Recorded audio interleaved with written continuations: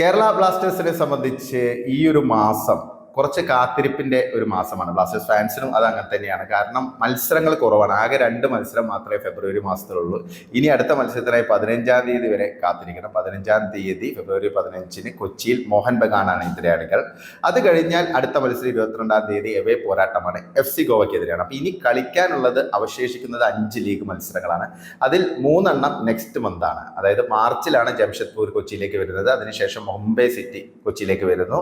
ഏറ്റവും ഒടുവിൽ ഈ ലീഗ് ഫേസിലെ അവസാനത്തെ മത്സരം ഹൈദരാബാദിനെതിരെയാണ്. അത് എവേ പോരാട്ടമാണ്. അപ്പൊ ഈ 5 മത്സരങ്ങളിൽ പരമാവധി പോയിന്റ് നേടുക എന്നുള്ളത് തന്നെയായിരിക്കും ബ്ലാസ്റ്റേഴ്സിന് മുമ്പിലുള്ള പ്രധാന ദൗത്യം. കാരണം മറ്റ് ടീമുകളുടെ പെർഫോമൻസ് ഒരു നിർണായകം തന്നെയാണ്. പ്രത്യേകിച്ച് പോയിന്റ് ടേബിളിൽ 4-ാം സ്ഥാനം മുതൽ 9-ാം സ്ഥാനം വരെ നിൽക്കുന്ന ടീമുകൾ, ഇവർ ശരിക്കും ഈ ഒരു പ്ലേ ഓഫിന് ഉള്ള കണ്ടൻഷനിൽ നിൽക്കുന്ന ടീമുകളാണ്. അപ്പൊ ഇവരുടെ പോയിന്റുകൾ പരമാവധി ഡ്രോപ്പ് ചെയ്യപ്പെടുന്നത് നമുക്ക് വളരെ അനുകൂലമായുള്ള ഒരു സിറ്റുവേഷൻ ഉണ്ടാക്കും. പ്രത്യേകിച്ച് ആദ്യ 3 ടീമുകൾ, അതായത് മോഹൻ ബഗാൻ, ജംഷഡ്പൂർ, ഗോവ, ഈ 3 ടീമുകളും ഏതാണ്ട് പ്ലേ ഓഫ് ഉറപ്പിച്ചു കഴിഞ്ഞു. മോഹൻ ബഗാന് 19 മത്സരങ്ങളിൽ നിന്ന് 43 പോയിന്റ് ഉണ്ട്. ജംഷഡ്പൂരിന് 18 മത്സരങ്ങളിൽ നിന്ന് 34 പോയിന്റും ഗോവയ്ക്ക് 18 മത്സരങ്ങളിൽ നിന്ന് 33 പോയിന്റും ഉണ്ട്.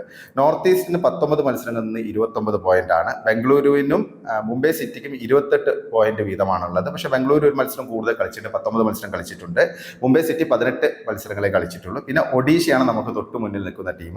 ഒഡീഷയ്ക്ക് 18 മത്സരങ്ങളിൽ നിന്ന് 25 പോയിന്റ് ആണുള്ളത്. അപ്പോൾ ഒഡീഷയുടെ കഴിഞ്ഞ മത്സരം, നോർത്ത് ഈസ്റ്റിനെതിരെയുള്ള മത്സരത്തിലെ ആ ഒരു പോയിന്റ് ഡ്രോപ്പ് ചെയ്യപ്പെട്ടത് നമുക്ക് അനുകൂലമായി. ഇനി ഒഡീഷയുടെ അടുത്ത മത്സരം നാളെ വരുന്നത് FC ഗോവയ്ക്കെതിരാണ്. അപ്പോൾ ആ മത്സരത്തിൽ FC ഗോവ വിജയിക്കുകയാണെങ്കിൽ നമുക്ക് കുറച്ചും കൂടെ കാര്യങ്ങൾ എളുപ്പമാണ്. കാരണം നമുക്ക് തൊട്ടരികിൽ നിൽക്കുന്ന ടീമുകളുടെ പോയിന്റ് പരമാവധി ഡ്രോപ്പ് ചെയ്യപ്പെടുകയാണെങ്കിൽ നമുക്ക് കുറച്ചും കൂടെ കാര്യങ്ങൾ എളുപ്പമാകുന്നു എന്നുള്ളൊരു സിറ്റുവേഷനാണ്.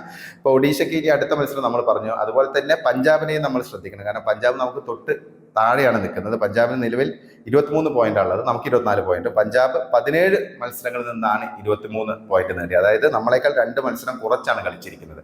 അപ്പോൾ പഞ്ചാബിന് ഇന്ന് മത്സരമുണ്ട്. ഇപ്പോൾ ഈ വീഡിയോ എടുക്കുമ്പോൾ ഇന്ന് രാത്രി പഞ്ചാബ് മോഹൻ ബഗാനുമായിട്ട് നേരിടാൻ നിൽക്കുകയാണ്. അപ്പോൾ പഞ്ചാബ് മോഹൻ ബഗാനുമായിട്ട് പരാജയപ്പെടണം. കാരണം മോഹൻ ബഗാൻ ഇനി വിജയിച്ചാൽ നമുക്ക് പ്രത്യേകിച്ച് ഒരു പ്രശ്നവുമില്ല. കാരണം മോഹൻ ബഗാനുമായിട്ട് കളിക്കുന്ന മത്സരത്തിൽ നമ്മൾ വിജയിക്കണം. പക്ഷെ മോഹൻ ബഗാൻ മറ്റു മത്സരങ്ങൾക്ക് വിജയിച്ചാൽ നമുക്കത് അനുകൂലമായുള്ള ഒരു സിറ്റുവേഷനെ ഉണ്ടാക്കുള്ളൂ. കാരണം മോഹൻ ബഗാനും ജംഷഡ്പൂരും ഗോവയും ഉറപ്പിച്ചു കഴിഞ്ഞു പ്ലേ ഓഫ് എന്നുള്ളത് നമുക്കറിയുന്ന കാര്യമാണ്. കാരണം 43 പോയിന്റ് ഉണ്ട് മോഹൻ ബഗാൻ.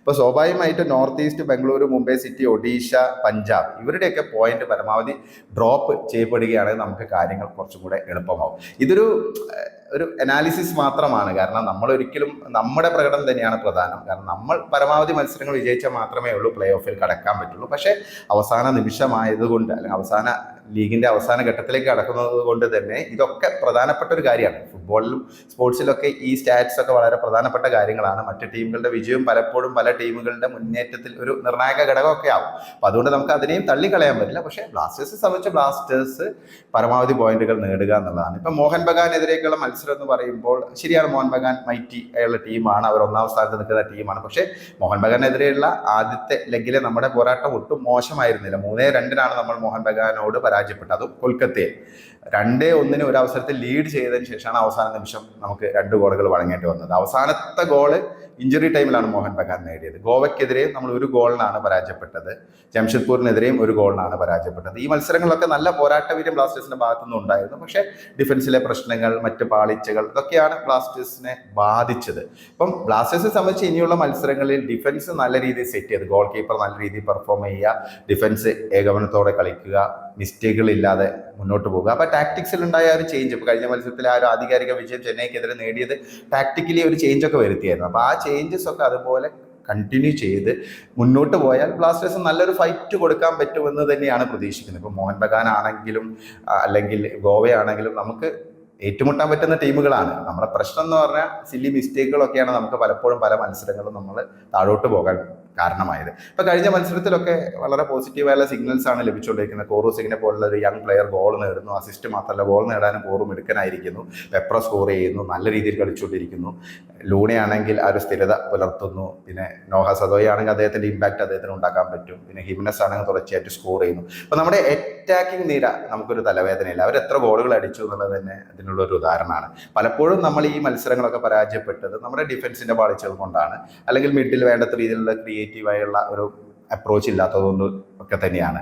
അപ്പം നമ്മളെ സംബന്ധിച്ച് ഒരു ഓൾ ഔട്ട് ആയിട്ട് എല്ലാ മേഖലകളിലും നല്ലൊരു കൺസിസ്റ്റൻസി കീപ്പ് ചെയ്യാൻ പറ്റുകയാണെങ്കിൽ ഈ ടീമുകൾക്കെതിരെയൊക്കെ നമുക്ക് നല്ലൊരു ഫൈറ്റ് തന്നെ കൊടുക്കാൻ പറ്റും എന്നുള്ള കാര്യത്തിൽ സംശയമില്ല. ബ്ലാസ്റ്റേഴ്സ് ഇപ്പോൾ പോയിന്റ് ടേബിളിൽ 8ാം സ്ഥാനത്ത് നിൽക്കുന്നതും ഇത്തരം പിഴവുകളും ഡിഫൻസിന്റെ പ്രശ്നങ്ങളൊക്കെ കൊണ്ടാണ്. പക്ഷെ നമ്മുടെ അറ്റാക്കിംഗ് നിര പലപ്പോഴും ഗോളുകൾ അടിക്കും എന്നുള്ളത് നമുക്കൊരു ഉറപ്പുള്ള കാര്യം തന്നെയാണ്. അവർ ഗോളുകൾ കണ്ടെത്താത്ത മത്സരങ്ങൾ വളരെ വിരളമാണ്. അപ്പം അതുകൊണ്ട് തന്നെ നമുക്ക് പ്രതീക്ഷയോടെ തന്നെ മുന്നോട്ട് പോവുക. കാരണം നമ്മൾ ബ്ലാസ്റ്റേഴ്സിനെ സപ്പോർട്ട് ചെയ്യുക പരമാവധി. നമുക്ക് എന്തായാലും ഇനിയിപ്പം പ്ലേ ഓഫിൽ കടന്നില്ലെങ്കിൽ പോലും നല്ലൊരു ഫൈറ്റ് കൊടുത്ത് നല്ലൊരു ഫിനിഷ് നമുക്ക് നേടാൻ സാധിച്ചിട്ടുണ്ടെങ്കിൽ അതും ഈ ഒരു സാഹചര്യത്തിൽ ഒരു ആശ്വാസം തന്നെയായിരിക്കും.